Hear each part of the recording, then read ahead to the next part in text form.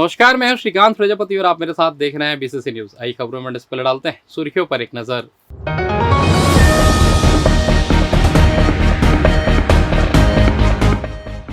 Flagship योजनाओं की हुई समीक्षा, शिकायतों के निराकरण के दिए गए निर्देश। आपातकाल के दंश को किया गया याद, बीजेपी प्रवक्ता ने कहा संविधान की हुई थी हत्या। प्रेशर हॉर्न को जब्त कर की गई कार्रवाई, यातायात पुलिस जुटी जांच में। फिर बिल्हा में जब्त हुई अवैध खाद, विभाग कर रहा छापेमारी। तो ये थी सुर्खी आप खबरें विस्तार से। नगर निगम आयुक्त प्रकाश सर्वे ने आयोजित टीएल बैठक में शासन की विभिन्न प्राथमिकता और फ्लैगशिप योजनाओं की समीक्षा की। उन्होंने अधिकारियों को लंबित प्रकरणों, शिकायतों और आवेदनों का समय सीमा के भीतर गुणवत्तापूर्ण निराकरण सुनिश्चित करने के निर्देश दिए। बैठक में जिला पंचायत के मुख्य कार्यपालन अधिकारी संदीप अग्रवाल और वन मंडलाधिकारी नीरज भी मौजूद रहे। बैठक में मुख्यमंत्री हेल्पलाइन, सुशासन तिहार, पीएम पोर्टल, पीसीएन ई समाधान, समय सीमा प्रकरण, जन दर्शन, मुख्यमंत्री घोषणाओं के क्रियान्वयन, पौधारोपण अभियान, खाद बीज की उपलब्धता और वितरण सहित विभिन्न योजनाओं की विभागवार समीक्षा की गई। आयुक्त ने अधिकारियों से योजनाओं की प्रगति की जानकारी लेते हुए शेष कार्यों को जल्द पूरा करने के निर्देश दिए। उन्होंने जिला पंचायत की स्थायी उप समितियों की बैठकें नियमित रूप से आयोजित करने पर जोर दिया। आयुक्त ने बताया कि बिलासपुर जिले को सुशासन की महत्वाकांक्षा सुघर छत्तीसगढ़ योजना में शामिल किया गया है। इसके तहत 31 प्रमुख योजनाओं में 100% संतृप्ति का लक्ष्य रखा गया है। उन्होंने सभी विभागों को निर्धारित लक्ष्य हासिल करने के प्रभावी प्रयास करने के लिए कहा है। बैठक में आगामी शाला प्रवेशोत्सव की तैयारियों की भी समीक्षा की गई। अधिकारियों ने बताया है कि 1 जुलाई को जिला स्तरीय प्रवेश उत्सव आयोजित होगा। आयुक्त ने जनप्रतिनिधियों को आमंत्रित कर कार्यक्रम को जन भागीदारी के साथ सफल बनाने के निर्देश दिए। इस दौरान उन्होंने अधिकारियों को नशा मुक्ति अभियान की शपथ भी दिलाई। विशेष पॉस्को कोर्ट ने सौतेली बेटी को गर्भवती करने के मामले में पिता को आजीवन कारावास की सजा सुनाई है। आरोपी को अंतिम सांस तक जेल में रहना होगा। इस मामले में सटीक जांच करने वाले टीआई रजनीश सिंह को कैश रिवार्ड भी दिया गया है। अपर सत्र न्यायाधीश पूजा जायसवाल की कोर्ट ने यह फैसला सुनाया। न्यायाधीश ने अपने आदेश में यह कहा कि आरोपी का कृत्य केवल एक अपराध नहीं बल्कि पवित्र विश्वास का कत्ल है। कोर्ट ने पीड़िता को 7 लाख रुपए मुआवजा देने की भी अनुशंसा की है। अभियोजन पक्ष के अनुसार पीड़िता की मां को उसके पहले पति ने कोरोना काल में छोड़ दिया था। इसके बाद वह आरोपी के साथ चूड़ी विवाह कर पति पत्नी की तरह रहने लगे। आरोपी महिला और उसकी 11 वर्षीय बेटी काम की तलाश में मुंबई गए थे, जहां आरोपी एक निर्माणाधीन 3 मंजिला इमारत में गार्ड का काम करता था। घटना 15 जुलाई 2023 की दोपहर की, जब आरोपी पीड़िता को मुंबई की एक सुनसान निर्माणाधीन इमारत में ले गया और उसके साथ दुष्कर्म किया। जब बच्ची ने यह बात मां को बताने की धमकी दी तो आरोपी ने उसे और उसकी मां को जान से मारने की धमकी दी। इसके बाद आरोपी ने मुंबई में कई बार और फिर रतनपुर मुरलीबंद स्थित किराए के मकान में भी बच्ची का शारीरिक शोषण जारी रखा। बागेश्वर धाम मातृ शक्ति सुंदरकांड मंडल की अहम बैठक मंगलवार को मोपका में रखी गई, जिसमें 21 सदस्यीय कोर कमेटी का गठन किया गया। कमेटी के सभी सदस्यों ने बागेश्वर धाम सरकार के कार्यों में निष्ठा से सहभागिता निभाते हुए कार्य करने का संकल्प किया। बैठक में मुख्य सेवा मंडल प्रभारी प्रतिमा श्रीवास्तव ने बागेश्वर धाम के बारे में विस्तृत जानकारी दी और अपना अनुभव साझा किया। इस दौरान कोर कमेटी में प्रभारी प्रतिमा सिंह, सह प्रभारी विभा श्रीवास्तव, सचिव रीति रखरे और कोषाध्यक्ष राम शर्मा सहित अन्य पदाधिकारियों ने अपनी जिम्मेदारी का निर्वहन पूरी निष्ठा से करने का संकल्प किया। जहां सभी ने एक स्वर में घर घर सुंदरकांड, हर घर सुंदरकांड की आवाज को बुलंद किया। छत्तीसगढ़ प्रदेश साहू संघ के निर्देश पर जिला साहू संघ बिलासपुर का निर्वाचन कार्यक्रम घोषित किया गया है, जिसमें बुधवार को भक्त माता कर्मा भवन खमतराई में निर्वाचन प्रक्रिया के तहत नामांकन की प्रक्रिया पूरी की गई। निर्वाचन पर्यवेक्षक डॉक्टर सुनील साहू ने बताया कि निर्धारित समय अवधि में नामांकन मंगाए गए थे, जिनमें उम्मीदवारों ने अपने नामांकन पत्र जमा किए हैं। जांच और समन्वय स्थापित कर बैठक की जाएगी, जिसके आधार पर सर्वसम्मति से मतदान की स्थिति स्पष्ट होगी। फिलहाल जिला साहू संघ में समाज को एकजुटता बनाए रखने और नए नेतृत्व को अवसर प्रदान करने प्रत्येक 3 वर्ष में यह निर्वाचन किया जाता है, जिसमें पूरे जिले से समाज के पदाधिकारियों सहित समाज के लोग शामिल होते हैं। जिला साहू संघ बिलासपुर का और छत्तीसगढ़ प्रदेश साहू संघ का जो नियमावली है 33/61, उसके तहत जो प्रत्येक 3 वर्ष में प्रत्येक इकाई का, चाहे ग्राम इकाई हो, परिक्षेत्र इकाई हो, तहसील इकाई हो, जिला इकाई, प्रदेश और राष्ट्रीय इकाई का चुनाव होता है, जिसके तहत चुनाव होना आज यहाँ पे नामांकन किया जा रहा है। और इस नामांकन की रैली में एक प्रकार नामांकन में समाज में एक योग्य अध्यक्ष और महिला उपाध्यक्ष पुरुष उपाध्यक्ष, संगठन सचिव महिला और संगठन सचिव पुरुष, इन पांचों पदों के लिए आज यहाँ पे नामांकन दाखिल किया गया है। और सभी लोग चाहते हैं तो जो समाज को दिशा और दशा दे, ऐसे व्यक्ति को समाज का प्रतिनिधित्व दे और वे समाज को आगे बढ़ाने की दिशा में काम करें। उन पर कार्रवाई की गई है और निश्चित तौर पे वो जो 20 तारीख को जो गठन किया गया था, वह अभी संविधान हमारे 33/61 के पूरे विपरीत है।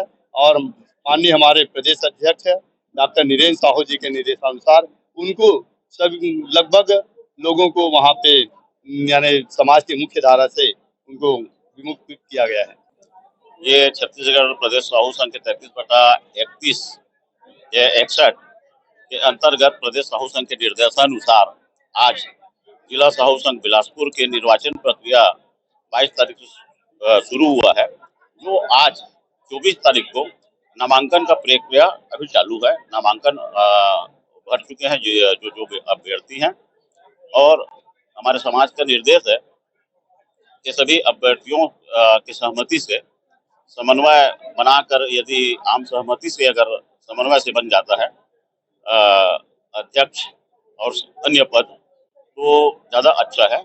और समाज में एक समरसता, एकता, एकजुटता के लिए ये हमारे उच्च पदाधिकारी जो है वो सब आज प्रयास कर रहे हैं। सबसे पहले आप सभी को जय जोहार। बिलासपुर की धरती को प्रणाम करता हूँ।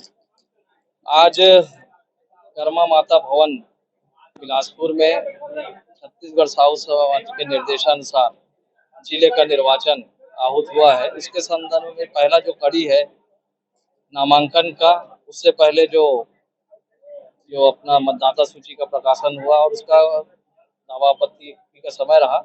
आज निर्वाचन के लिए नामांकन का समय है और नामांकन में सुबह 10 से 12 बजे तक नामांकन फॉर्म क्रय हुआ। उसके बाद नामांकन फॉर्म जमा हुआ है और अभी तक बढ़िया शांतिपूर्ण तरीके से सभी कार्यक्रम चल रहे हैं। सभी समाज के सभी जन अपने यहाँ पे एकत्र हुए हैं और जैसा कि अभी जो है समय है, अभी यहाँ पे सभी जो दावा आपत्ति का समय है वो गया समाप्त। उसके बाद अभी जो समन्वय और नाम वापसी का समय होगा, उसके पश्चात अगर सहमति बन जाती है तो आगे उसका वाचन होगा।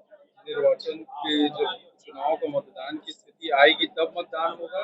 हाँ, जब मतदान की स्थिति आएगी तभी होगा, वो तो निश्चित है, वैसे ही होता है जैसे प्रक्रिया है। तो ऐसा नहीं लग रहा कितने प्रत्याशियों ने उसमें नामांकन? सभी पदों पर नाम तो आए हैं और जानकारी आई है कि अभी लगभग 4 लोगों ने नाम उसमें आए हैं अभी अध्यक्ष के।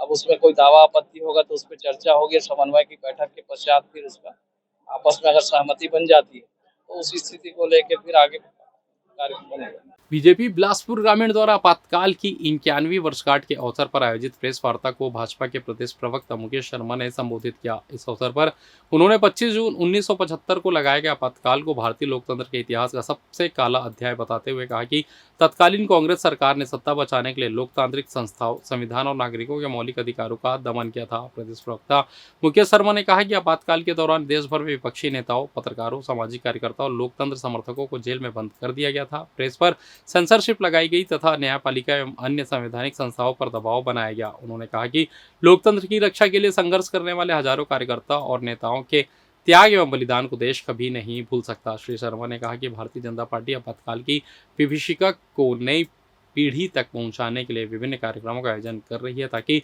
लोकतंत्र की रक्षा और संविधान के प्रति जन जागरूकता बनी रहे। उन्होंने कहा कि लोकतंत्र केवल मतदान तक सीमित नहीं है बल्कि अभिव्यक्ति की स्वतंत्रता, नागरिक अधिकारों और संवैधानिक संस्थाओं की स्वायत्तता से ही मजबूत होता है। उन्होंने कहा कि प्रधानमंत्री नरेंद्र मोदी के नेतृत्व में देश लोकतांत्रिक मूल्यों को सशक्त बनाने की दिशा में आगे बढ़ रहा है और आज भारत विश्व के सबसे बड़े लोकतंत्र के रूप में नई ऊंचाइयों को प्राप्त कर रहा है। प्रेस वार्ता में छत्तीसगढ़ शासन में पूर्व कैबिनेट मंत्री डॉक्टर कृष्णमूर्ति बाधी, छत्तीसगढ़ पाठ्य पुस्तक निगम अध्यक्ष राजा पांडे, भाजपा जिला महामंत्री जनक देवांग, प्रमोद शर्मा, समतरिया, पवन कश्यप, मोनू रत्नाकर, श्रीवास, शैलू गौरक, कमल पटेल उपस्थित रहे।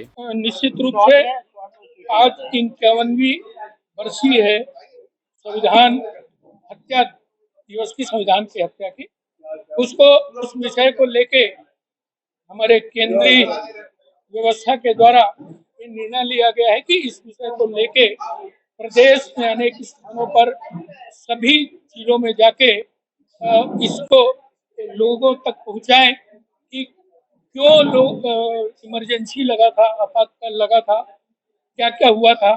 निश्चित रूप से आज 51 साल वो पुरानी बात है, तो हमारे नई पीढ़ी के लोगों के बीच में वो विषय जाए, तो इसलिए इस प्रकार के पीसी करके और लोगों के बीच में वो विषय लाया गया। तो संविधान हत्या के बारे में विस्तृत जानकारी लोगों तक पहुंचाने के उद्देश्य से हमने ये आप पीसी किया। और फिलहाल हम तो चला छोटा सा ब्रेक का, मिलते हैं ब्रेक के बाद, कहीं जाइएगा नहीं। पिछले 17 वर्षों से रियल एस्टेट के क्षेत्र में दे रहे हैं अपनी सेवाएं और लगातार शहर की जनता को एक नई लिविंग लाइफस्टाइल। अपने कार्यों एवं सेवाओं के माध्यम से लाखों लोगों की उम्मीदों को दिया है आकार, इसलिए जिले में ही नहीं पूरे प्रदेश में इनकी पहचान है बरकरार। आपके सपनों के घर को हकीकत में बदल कर है दिखाना, इसलिए आपके लिए लेकर आए हैं भाटी आशियाना।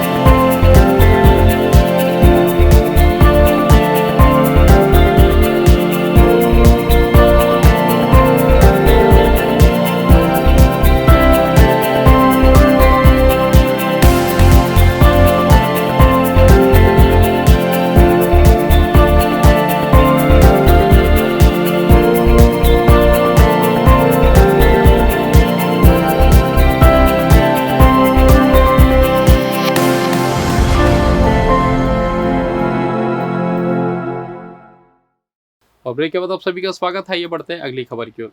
यातायात नियमों का उल्लंघन करने वाले वाहन चालकों के खिलाफ यातायात पुलिस ने सख्त अभियान शुरू कर दिया है। इसी कड़ी में वाहनों में लगे प्रेशर हॉर्न, मॉडिफाई साइलेंसर और अमानक हूटर के खिलाफ कार्रवाई करते हुए 20 वाहन बसों सहित कई अन्य वाहनों पर चालानी कार्रवाई की गई। एसएसपी के निर्देश पर अतिरिक्त पुलिस अधीक्षक राम गोपाल करियारे के पर्यवेक्षण में यातायात पुलिस द्वारा लगातार नियम तोड़ने वाले वाहन चालकों पर कार्रवाई की जा रही। अभियान के दौरान ऐसे वाहनों की जांच की गई जिनमें नियमों के विपरीत तेज आवाज वाले हॉर्न और उपकरण लगाए गए थे। यातायात पुलिस ने बताया कि प्रेशर हॉर्न और तेज आवाज वाले उपकरणों से ध्वनि प्रदूषण बढ़ता है। अचानक तेज आवाज से गर्भवती महिलाओं, बच्चों, बुजुर्गों और हृदय रोग सहित अन्य गंभीर बीमारियों से पीड़ित लोगों को परेशानी हो सकती है। इसके अलावा अत्यधिक शोर मानसिक तनाव और स्वास्थ्य संबंधी समस्याओं का कारण भी बन सकता है। पुलिस ने वाहन चालकों को चेतावनी दी कि वे अपने वाहनों में प्रेशर हॉर्न, मॉडिफाई साइलेंसर और अवैध हूटर का उपयोग न करें। यातायात पुलिस ने स्पष्ट किया कि भविष्य में भी ऐसे वाहनों के खिलाफ लगातार अभियान चलाया जाएगा। साथ ही नियम विरुद्ध हॉर्न बेचने वाले दुकानदारों पर भी कार्रवाई की जाएगी। गंभीर उल्लंघन के मामलों को न्यायालय भेजने की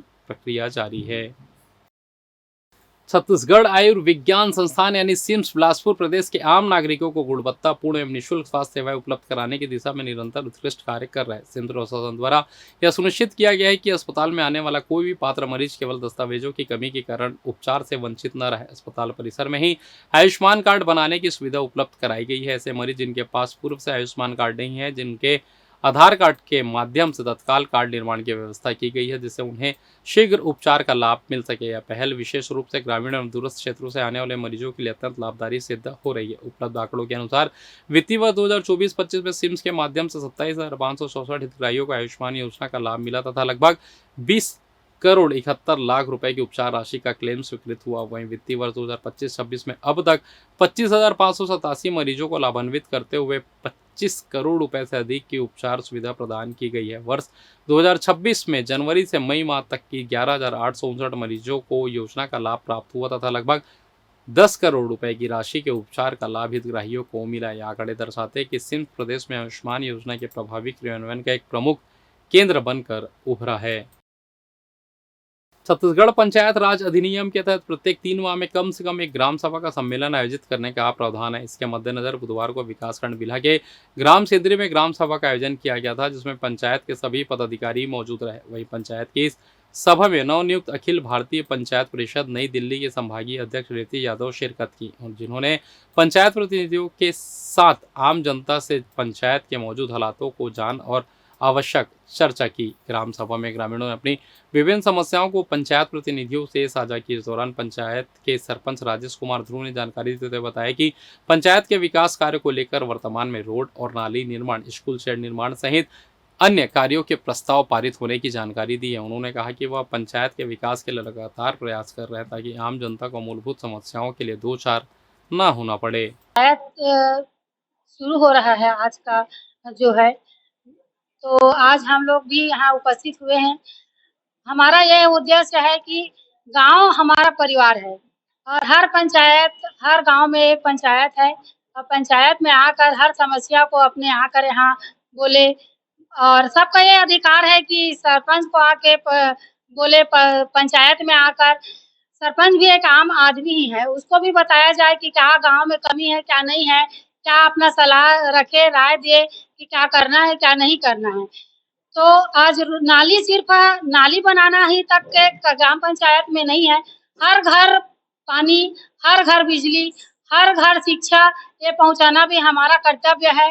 कोई इस गांव को हम ऐसा गांव बनाए कि कोई भूखे ना सोए, कोई बच्चा शिक्षित से वंचित ना रहे स्कूल से, यह हमारा उद्देश्य रहेगा। और पंचायत इसी नाम से सब समस्याओं को सुनने के लिए ग्राम पंचायत किया जाता है। ग्राम सभा का मूल उद्देश्य जो है वो बहुत महत्वपूर्ण है। आम जनता के लिए अधिकार मिला है, लेकिन उस अधिकार का उपयोग आम जनता ग्राम सभा में आकर अपना कोई स्थिति दर्ज नहीं कराते, अपने अधिकार से वंचित हो जाते हैं। मुनादी कराओ, गांव में सब कुछ कराओ, उसके बाद भी ग्राम सभा में लोग नहीं जुड़ पाते हैं।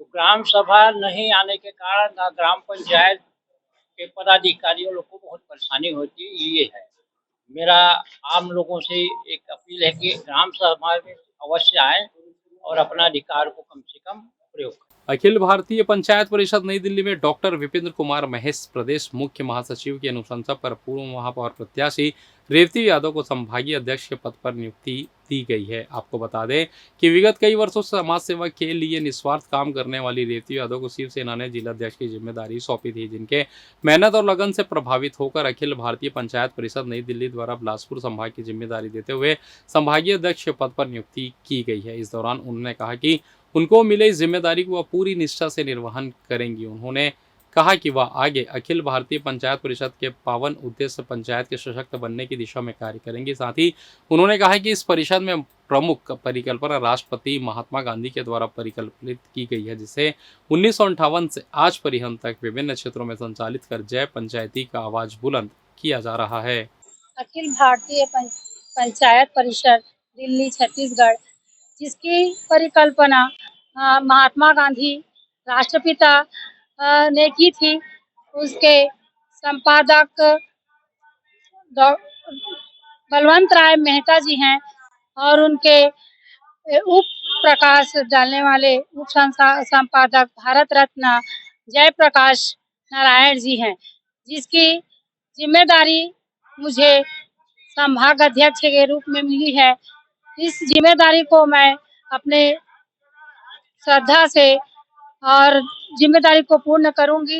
हर गांव जितने भी मेरे को जिम्मेदारी मिली है, गांव पंचायत में जाकर अपने जो गांव के पंचायती राज को मजबूत करूंगी। जिले में रासायनिक उर्वरकों की कालाबाजारी, अनियमित बिक्री एवं किसानों के बीच कृत्रिम अभाव की स्थिति को रोकने के लिए कृषि विभाग द्वारा कलेक्टर संजय अग्रवाल के निर्देश पर लगातार निरीक्षण एवं जांच अभियान चलाया जा रहा है। इसी क्रम में उर्वरक निरीक्षक बिल्हा RS गौतम द्वारा विकासखंड बिल्हा के ग्राम पोड़ी सरवानी स्थित प्रजापति ट्रेडर्स का औचक निरीक्षण किया गया। निरीक्षण के दौरान पाया गया कि प्रतिष्ठान द्वारा यूरिया एवं सिंगल सुपर फास्फेट उर्वरक का विक्रय आवश्यक प्राधिकार पत्र के बिना किया जा रहा था, जो उर्वरक नियंत्रण आदेश 1985 के प्रावधानों का उल्लंघन है। अनियमितता पाए जाने पर उर्वरक निरीक्षक ने तत्काल कार्रवाई करते हुए 9.495 टन यूरिया एवं 3.15 टन सुपर फास्फेट कुल 12.645 टन उर्वरक की बिक्री पर रोक लगा दी। साथ ही संबंधित विक्रेता को कारण बताओ नोटिस जारी करते हुए पाई गई कमियों को तत्काल दूर करने तथा निर्धारित समयावधि में स्पष्टीकरण प्रस्तुत करने के निर्देश दिए गए। उप संचालक कृषि